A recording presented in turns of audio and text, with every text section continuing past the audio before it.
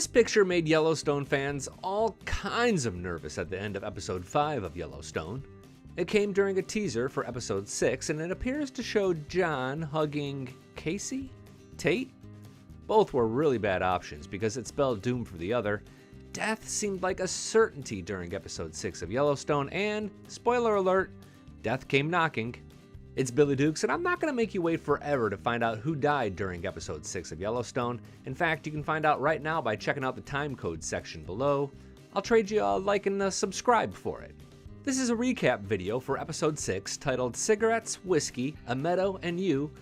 And honestly, there's not a ton to recap and explain, but I do think it's worth setting up next week's first half finale with some more information about how long we'll have to wait until the second half. Second spoiler alert, it's gonna be a long, long time. Episode 6 was a much needed cowboy episode.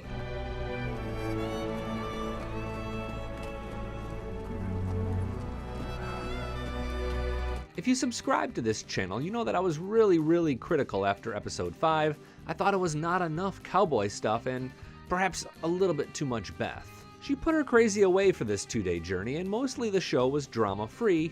If you're a little bit lost as to what was happening with the cattle, stand by, I have a city boy explanation for it all.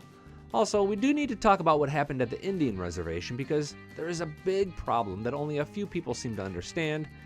Bit of a plot hole for those who love those kinds of things. Part of the reason that we thought that the death that came during episode 6 would be so tragic was the way it was teased. I do mean everything. What happened? That music, the dark-haired person John was hugging, plus Monica's worry about her boys not coming home safe, it all had us fearing the very worst. In reality, this is the person that John was hugging. Huh? Okay, I'll back up. Sure you got another ride in you? I'll race your ass up to the top, Governor. That man's name is Emmett Walsh, and he and John go way back like Cadillac seats. He's the former head of Montana Fishing Game, but more recently he was the one who tried to get Casey to run for governor. This happened early on in season 4. Then he laid low until we saw him as sort of a right-hand man to John as he accepted his bid for the governor. Emmett is important to the Dutton family, as made clear by he and John pairing up to sleep alongside one another under the stars. He's not really all that important to the show, however. And how do I know he's not that important to the show? Well, watch this. For 139 years, Yellowstone ranch cattle have grazed these mountains, then gathered and brought here for the annual branding. But one of the cowboys on this drive will not be coming home. Local rancher and former head of Montana Fish and Game died in his sleep last night somewhere in those mountains. Nobody on this newscast ever says the name of the man who died. Here, watch it again. For 139 years, Yellowstone ranch cattle have grazed these mountains, then gathered and brought here for the annual branding. But one of the cowboys on this drive will not be coming home. Local rancher and former head of Montana Fish and Game died in his sleep last night somewhere in those mountains. Pretty big mistake by a local news team, don't you think? And then there was this reaction from an anchor named Jane. Wow. Some might question the governor's priorities, but not this news anchor. Y'all, this would never happen on local news. Still, it was a touching scene in the middle of a really philosophical episode. The woman that we saw John hugging was Emmett's wife, and it was a really humanizing moment. I almost shed a tear for this old couple, and honestly, before today, I hadn't given them 2 consecutive thoughts. Well done, Yellowstone. Well done. My favorite part about this sequence is a few minutes later when we see this. I mean, sure, your husband may have just died, but the Dutton family laid out a pretty good spread, and nobody comes before a good spread. They say time heals all wounds, I guess. Well, you know, time and barbecue chicken. Is more death coming? It doesn't seem likely for episode 7, but an event that may prove to be just as tragic is on the horizon. How do you think this all wraps up? Comment below and remember to continue to be respectful of others. It's appreciated. First, a few rapid-fire happenings from episode 6.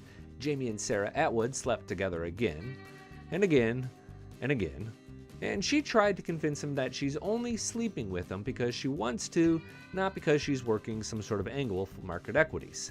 He seems to believe it, even though almost literally nobody watching the show does. Summer and Monica spend some QT together, and Summer proves that she has never peeled a potato before. Beth and Rip make love in a meadow that he'd chosen for their wedding before she decided for a quickie at the end of season 4. And the cattle drive goes really, really well. In fact, better than expected. They're herding them all to get them branded and vaccinated before setting them out to pasture. On one occasion, John says that he wants to set up a picket line, which is essentially a temporary fence made of rope that contains the cattle for a short period of time, overnight or so. Aside from Emmett's death, it was really all a perfect day. Early on, we find out that the President of the United States is going to be showing up at the Broken Rock Reservation. The problem is... Are you aware of an event? Right. Chief Rainwater doesn't know anything about this. This is all a power play by Angela Blue Thunder to put her guy in charge of the reservation, but it comes with a bit of a plot hole. Shout out to the Fort Worth Star-Telegram for pointing this out, but when a president goes anywhere, every single detail is planned out. Chief Rainwater wouldn't get anywhere near that stage without a full and complete background check. He would surely know about that. His head of a security wouldn't be allowed anywhere near the stage either. I mean, there's no such thing as last minute with the president. That said, the sequence did provide the only drama during an otherwise blissful episode 6. I thought it went a little too far when the Secret Service started to kill some stray dogs on site. I mean, that doesn't really happen, does it? I don't really know how this plot line is going to intersect with John Dutton's plot line. The governor has decided not to meet with the President of the United States, which the former governor says is a very, very bad idea. This sequence, and really the whole entire episode, just sort of reinforces the brand of the Dutton family and of Yellowstone. Next week is our last episode for a while, possibly until summer. Talking to the Dutton Rules podcast, links below, Breck and Merrill shared that the second half won't begin filming until March. Guys, it took 6 months to film, edit, and present part 1 of this season, so we'll pick this story back up in the summer, next fall. As far as how this half ends, I think Sarah Atwood has the answer. The future of the cattle industry is no future. Your state will be on the hook for around $4 billion. Sounds like an impeachable offense to me. Yes, it does. It's her goal to get John Dutton out of office, and he's done a lot that could get him impeached. The wolves that his cowboys killed earlier this season are still a problem that hasn't gone away. Jamie could let slip any number of secrets, as he seems inclined to do lately.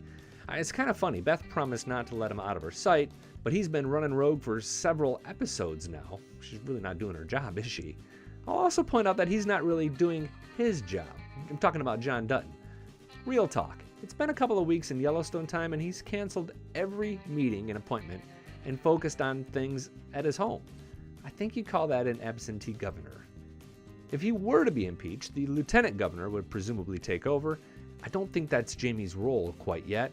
As far as I know, he's still state's attorney general, but maybe he'll wiggle his way into a lieutenant governor role within the next hour of television. Either way, I believe that the threat of impeachment is real, but I'd be shocked if it happens next week. More likely, we'll find John knee-high in cow doo-doo, figuratively and literally. I'm Billy Dukes for Taste of Country. Thanks for watching, and thanks for subscribing.